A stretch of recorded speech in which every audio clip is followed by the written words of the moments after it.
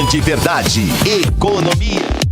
Economia com Yolanda Fordeloni e o preço dos combustíveis. Yolanda, eu já perdi a conta de quantas vezes a gente falou e explicou neste programa que o preço da gasolina, o preço dos combustíveis, não é culpa do ICMS.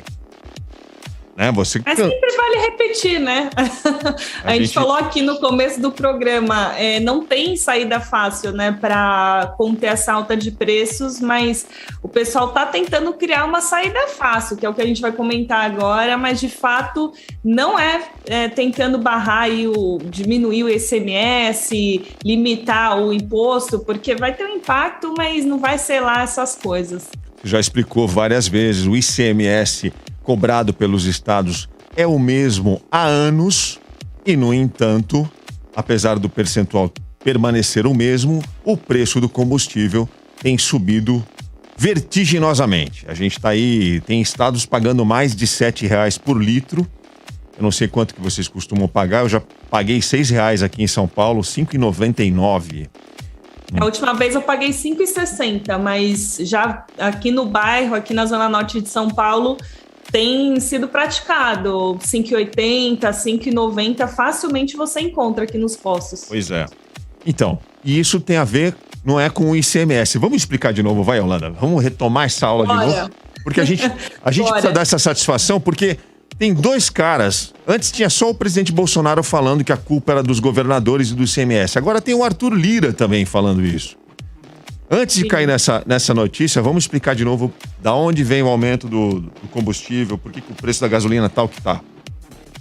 Pois é, há alguns anos a Petrobras mudou a política de preços, né? Então, antigamente era limitada essa alta de preço e atualmente ela acompanha o preço da commodity no mercado internacional. E a gente está sofrendo uma dupla alta, por quê? Porque o preço do petróleo está subindo no mundo todo, né? É uma commodity que teve uma restrição de oferta aí no pior momento da pandemia, e quando os mercados voltaram a reabrir, veio uma demanda que não sei se não era esperada, se foi mal calculada, mas enfim, teve uma pressão aí pelos preços, o preço subiu. E além disso, no caso do Brasil, a gente paga em dólar, né? E o dólar pra gente tá caro, já subiu 38% de 2020 até agora.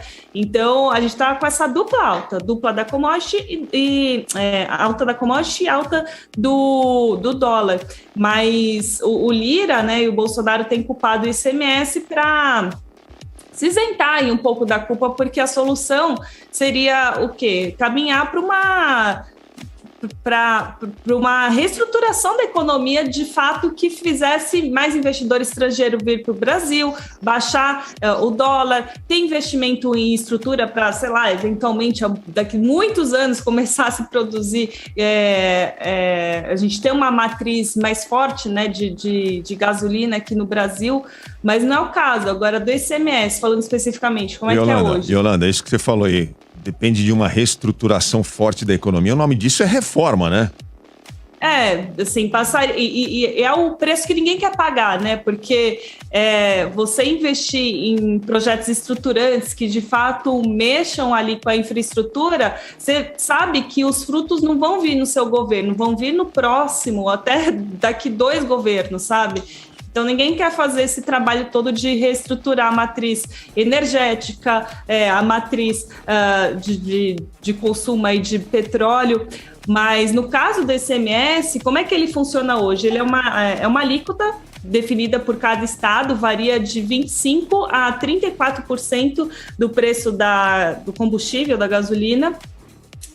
E ele não mudou, na maioria dos estados, ele não muda há muito tempo. Só que, qual que é o problema? Ele é calculado em cima do preço do combustível que está sendo praticado nos últimos 15 dias. E a gente tem visto, semana após semana, a gasolina subir. Então, ele tem acompanhado essa alta de preços porque a base, né, ali de cálculo está aumentando. Não é a solução, sem dúvida, limitar aí o quanto que pode se cobrar do ICMS, que é o projeto do Lira. Ele quer fazer com que cada estado defina um valor do ICMS. Não seria mais uma alíquota, um percentual, mas um valor. Então, R$1, 50 centavos, R$2, não sei qual que seria o valor, tá? Mas cada estado definiria esse valor com base no preço que foi praticado pela gasolina, uma média dos últimos 2 anos. Só que aí, quando a gente olha um histórico de 2 anos, a gente sabe que há 2 anos a gasolina estava num patamar muito mais baixo do que atualmente, né? Então, no fim, ele está pressionando para que tem uma cobrança do ICMS para baixo, sabe? Que a alíquota, de fato, seja reduzida na marretada. Mas não é o que está causando o aumento do preço da gasolina, né? Esse aumento, em teoria, ele é só um aumento em cima da gasolina. Agora, a gente tem que pensar que para os estados, o ICMS, no final das contas, eu não tenho os números aqui, mas a atividade econômica no Brasil caiu. Então, assim, diversas empresas estão com a sua atividade menor. Então, assim, o governo, de uma forma geral, não só os estaduais, mas o federal também está arrecadando menos, porque tem menos atividade econômica, menos notas fiscais sendo emitidas e por aí vai, né? E o mais importante, que eu acho que o mais importante dessa discussão toda, é que o ICMS, ele banca grande parte das despesas dos estados. Então, assim, a gente não pode esquecer que não adianta você cobrir um santo para descobrir o outro, né? Você não pode cobrir a cabeça para descobrir o pé. Então, no final das contas, você não pode baixar o ICMS de uma forma maluca, aí, do jeito que estão querendo fazer, cortar ICMS, que seja, porque os estados têm que bancar os bombeiros, a saúde, a educação, as polícias, né, as escolas, os salários de todos os servidores. Então, não é uma coisa fácil que você chega e elimina o imposto para fazer a gasolina baixar na marra. Você vai ter um efeito perverso nas contas dos governos estaduais. Então, é fácil falar o governo federal falar que vai baixar, querer essa mudança na alíquota, ou tirar, ou eliminar, ou diminuir essa alíquota, porque ele sabe que os governos vão ficar com a corda no pescoço, e já temos um movimento dos governadores nesse sentido, querendo pressionar os senadores para que essa mudança não tenha efeito, não seja colocada em prática. Seja barrada no Senado, porque na Câmara dos Deputados já passou, né? O Lira, como sempre, ágil, né, com as questões que lhe interessam, ele fez o negócio andar rapidinho e essa PL foi aprovada ontem. Ô, Inagaki, a Yolanda falou aí de reformas, uma reformazinha resolveria isso, né, Inagaki? A pergunta é, tem clima político? Você acha que sai uma reforma nesse governo até o primeiro turno do ano que vem? Não, muito improvável, até porque a equipe que trabalha com Paulo Guedes já se mostrou muito despreparada para realmente conseguir redigir uma reforma tributária, administrativa, uma reforma geral que atenda e que consiga resolver os problemas estruturais disso tudo, né? Porque a gente está falando de um momento pontual no qual, dentre outras coisas, havendo essa redução de ICMS, isso faria com que os governos estaduais ficassem mais dependentes ainda do governo federal, o que é muito perverso, né? Então, eu não vejo nenhuma condição para que a gente consiga, dentro desse atual governo, passar reformas que sejam necessárias para que a gente resolva realmente as causas que fazem com que a gente esteja sofrendo por esses problemas todos, né? De fato, assim, tem um lado, se é que dá para enxergar, né, um lado positivo de simplificação desse imposto específico, mas se de fato esse fosse o objetivo, deveria ter uma reforma maior, né, do sistema tributário como um todo, porque resolver um imposto que é complicado não vai simplificar todo o restante. E tem um lado muito perverso, que é justamente o que o Paulo Tadeu estava falando, que é a consequência para os estados. Os governadores já têm falado aí de uma queda de arrecadação de 24 bilhões só nesse caso aí do ICMS de gasolina. No caso dos municípios, seria uma queda de 6 bilhões, no momento que a gente está vendo que população passando fome, desempregada, um abismo educacional gigantesco e que a gente vai precisar, assim, de muita política pública para recuperar esse tempo perdido das escolas paradas. Então, e o próprio mecanismo, como o Lira está propondo esse reajuste aí do imposto, é complicado, porque o Estado teria o direito de uma vez por ano definir a alíquota, e essa alíquota iria valer pelos próximos 12 meses. Ou seja, definir aqui, vou chutar, que vai ser R$1 o imposto ICMS sobre a gasolina por litro que está sendo vendido ali. Se o dólar subir e a gasolina passar para, sei lá, 7, 8, 9 reais no ano que vem, né? Espero que não, mas se subir, é o Estado que vai pagar o pato, né? Literalmente, porque ele não vai poder ir reajustando ao longo do tempo, vai ficar com essa alíquota pelos próximos 12 meses. Então, é uma sugestão aí de troca de imposto bem complicada de ser passada no Senado. Acho que vai ter, sim, bastante pressão dos governadores para que haja mudanças ou que seja barrada totalmente. Mais uma vez é empurrar o problema para frente, né? Jogar a bomba pro próximo, que nem a gente falou da outra vez sobre a questão dos precatórios. O próximo presidente tá lascado, né? Porque se isso aí passar, nós estamos só armando uma bomba para 2023, 2024. É isso, vai estourar mais na frente. Agora, o que vocês falaram, né? Por que não faz uma reforma? Já devia ter feito. Por que não saiu a reforma tributária? Por que não saiu a reforma administrativa? Essas duas aí teriam o poder de baixar o dólar assim fantasticamente, fazer o Brasil estar com a imagem mais confiável para os mercados internacionais, para os investidores internacionais. Isso faria, juntamente, não só isso, mas juntamente com as declarações estapafúrdias que o Bolsonaro costuma fazer, também ajudariam a melhorar nossa imagem perante os investidores estrangeiros. A gente tem que lembrar que eu chutaria aí que uns 3% da nossa inflação, no mínimo, é culpa do presidente Bolsonaro diretamente, porque a gente vê a inflação, como o próprio Paulo Guedes falou, que a inflação está no mundo inteiro e realmente está, mas a gente percebe que o nosso número está aí, eu diria uns 3%, 4% a mais do que os outros países. O Paulo Guedes então, reclamou do barulho, ele falou em barulho político, lembra? Faz 2 exatamente, semanas. Então, exatamente, ele está sendo extremamente educado com o chefe dele, mas esse barulho político, logicamente, é do chefe dele, porque se não fosse Bolsonaro, a situação podia estar um pouquinho mais calma e nesse sentido, a economia poderia estar rendendo um pouco mais, sem falar na grande culpa do presidente Bolsonaro, que foi não ter investido nas vacinas assim que ele pôde. O Brasil poderia que agora está entrando num ritmo de vacinação gigantesco. Nós estamos batendo os recordes de vacinação, né? A situação, a gente está percebendo que a pandemia está diminuindo, e essa situação que a gente está vivendo agora, a gente já podia estar vivendo aí, sei lá, uns 6 meses atrás, alguma coisa assim, coisa que só não aconteceu pela ineficiência e pela incompetência e pelos gols contra do Bolsonaro. Você está falando em Bolsonaro, Vitor, você viu aí a declaração do Bolsonaro sobre essa questão? Ele falou que se dependesse dele, ele privatizava a Petrobras. Você chegou a ver?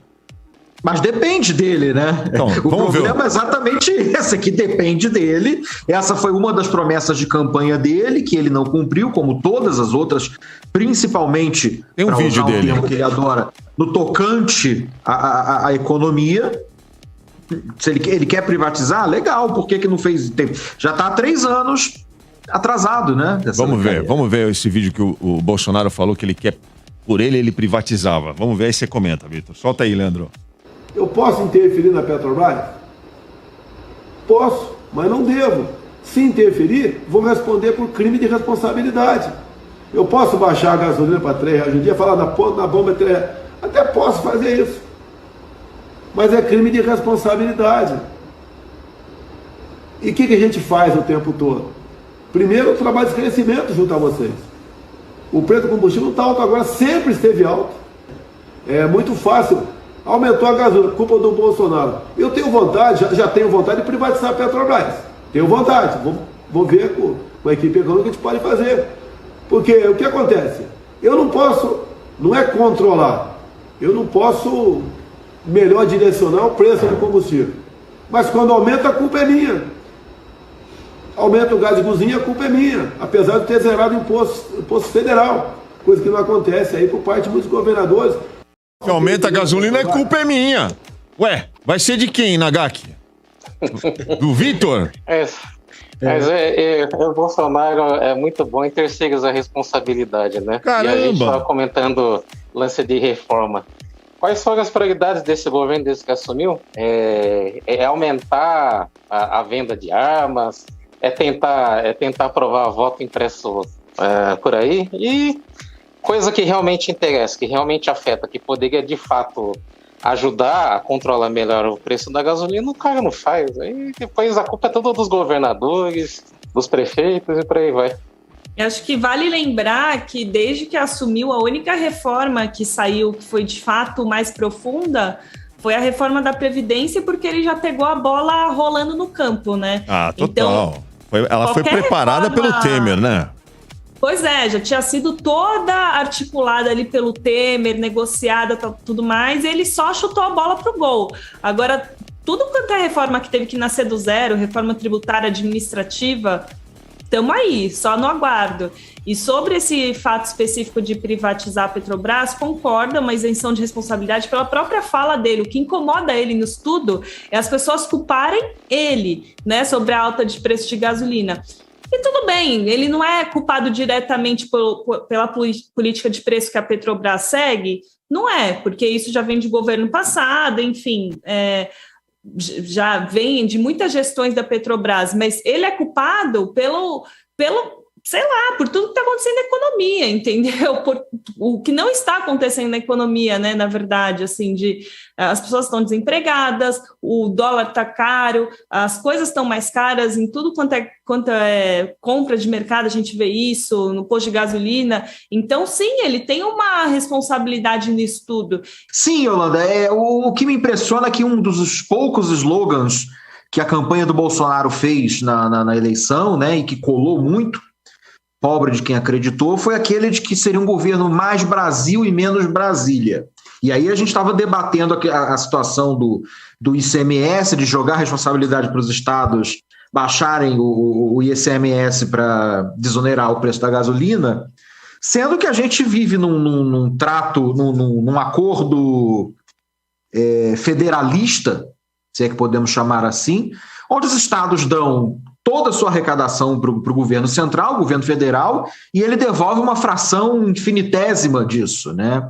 Então, você tirar o ICMS dos estados chega a ser perverso, porque você vai estar tirando de serviços básicos para as populações, de hospital, de educação, etc. E isso tudo afeta, como sempre, aos mais pobres. Cadê a história de mais Brasil e menos Brasília? Além das reformas prometidas e que praticamente nenhuma foi cumprida, como bem dito pela Yolanda, só a reforma da Previdência, e que assim mesmo já estava começada, ele vi falar agora em privatização da Petrobras, há menos de um ano da eleição. Quer dizer, é uma manobra eleitoreira ou ele não acreditava em privatização e usou essa falácia pseudo-liberal apenas para se eleger? A gente sabe que Bolsonaro nunca foi liberal, coisa nenhuma. Mas quer dizer, ele vai assumindo sempre as suas mentiras, as suas enganações, e o bolsonarista, o minion, o gado, chame como queira, é incapaz de reconhecer isso. O cara mentiu na campanha.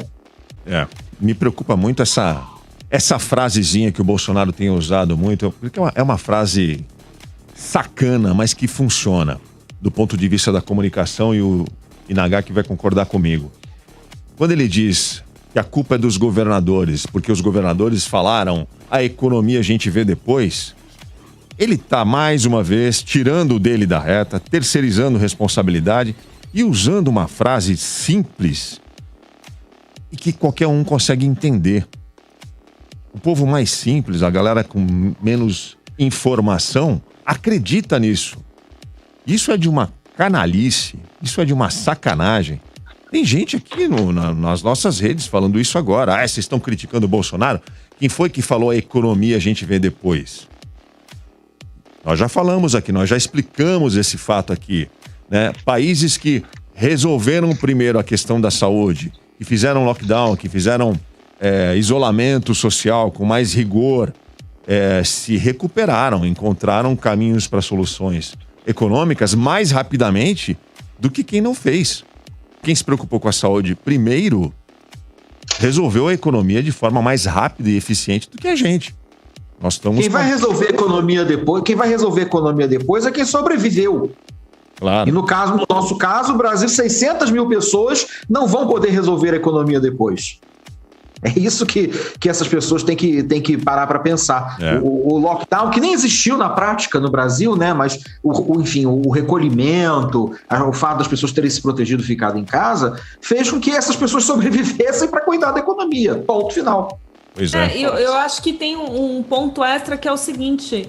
essa frase, a economia a gente vê depois, me incomoda um pouco, porque eu acho que, na verdade, o caminho correto seria focar na única solução que existia, que era a vacinação. A vacinação ia fazer as pessoas voltarem ao trabalho, a vacinação ia fazer a gente voltar a uma certa normalidade o quanto antes, né? Mas, ao mesmo tempo, não é a economia a gente vê depois, a economia a gente vê também durante essa fase de vacinação. Eu sei que a gente contou com muita coisa que era imprevisível, afinal a gente estava numa pandemia que a gente nunca vivenciou nada parecido antes, mas fazer cálculo estatístico, sabe? De, putz, se eu conseguir adiantar a vacinação aqui, em quanto tempo a gente vai ter X% da população vacinada? Qual que é o plano de emprego para reabertura de comércio? Qual que é o plano de reabertura de escola? Não foi feito nada, assim, nenhuma organização dessa reabertura, nenhuma reorganização econômica, entendeu? Então, de fato, a economia a gente vê depois, estamos vendo, né? O que aconteceu porque não teve plano.